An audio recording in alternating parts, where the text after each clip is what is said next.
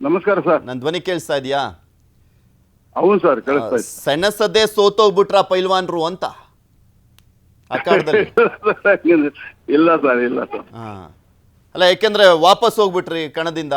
ಇಲ್ಲ, ಅನ್ಯಾಯ ಆಗ್ಬಿಟ್ಟಿದೆ, ನಾನಂತೂ ಬಿಡೋದಿಲ್ಲ ಈ ಸಲಿ ಅಂತ ಹೇಳ್ತಾ ಇದ್ರಿ. ಬಟ್ ಸೈಲೆಂಟ್ ಆಗ್ಬಿಟ್ರಿ. ಹೌದು ಸರ್, ಅದಕ್ಕೆ ಹೌದು. ನಾನು ಪೈಲ್ವಾನ್ ಜಟ್ಟಿ ಪೈಲ್ವಾನ್ ಅಂತೆಲ್ಲ ಹೇಳ್ತಾ ಇದ್ರು. ಆದ್ರೆ ಸೆಣಸ್ಲೇ ಇಲ್ವಲ್ಲ ಪೈಲ್ವಾನ್ರು ಅಂತ.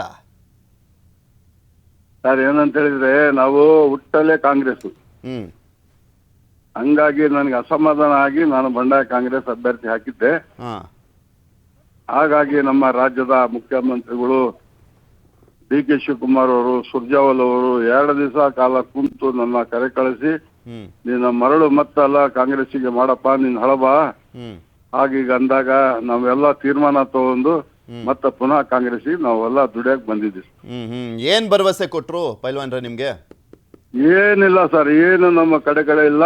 ಹಾ ಹಿರಿಯರು ಏನ್ ತೀರ್ಮಾನ ತಗೊಂತಾರೆ ಚುನಾವಣೆ ಆದ್ಮೇಲೆ ಅದಕ್ಕೆ ನಮ್ಮ ಸಿದ್ಧಾಂತ ಬೇಕು. ಹಾ ಹಾ ನಮ್ಮ ಗೆಲುವನೇ ನಮ್ಮ ಸಿದ್ಧಾಂತ. ಅಂದ್ರೆ ಈಗ ನೀವು ಹಿಂದೆ ಸರಿಯೋ ಮುಖಾಂತರ ಈಗ ಮುಸ್ಲಿಂ ಸಮುದಾಯಕ್ಕೆ ಅನ್ಯಾಯ ಆಗಿದ್ದೆಲ್ಲ ಸರಿ ಆಗ್ಬಿಡ್ತು ಅಂತನಾ? ಹೌದು, 100ಕ್ಕೆ 100 ಸರ್, ಸರಿ ಆದಂಗ ಅದು. ಏನ್ ಸರಿ ಆಯ್ತು?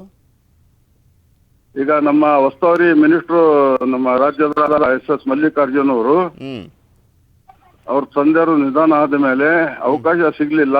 ಈ ಕಡೆ ಗಮನ ಕೊಟ್ಟು ಸ್ಕೂಲು, ಕಾಲೇಜ್ಗಳು, ಒಳಚರಂಡಿ, ರಸ್ತೆ, ದೀಪ ಎಲ್ಲದಕ್ಕೂ ನಾವು ಮಾತಾಡಿದ್ವಿ ಸರ್. ಅವ್ರು ಒಪ್ಕೊಂಡಿದ್ದಾರೆ ಸರ್. ಖಂಡಿತವಾಗೂ ನಾವು ಸಮಾಜ ಗೆಲ್ಲಿಸಿ ಸಮರ್ಥಿಗೆ ಕಳಿಸ್ತೀವಿ ಸರ್.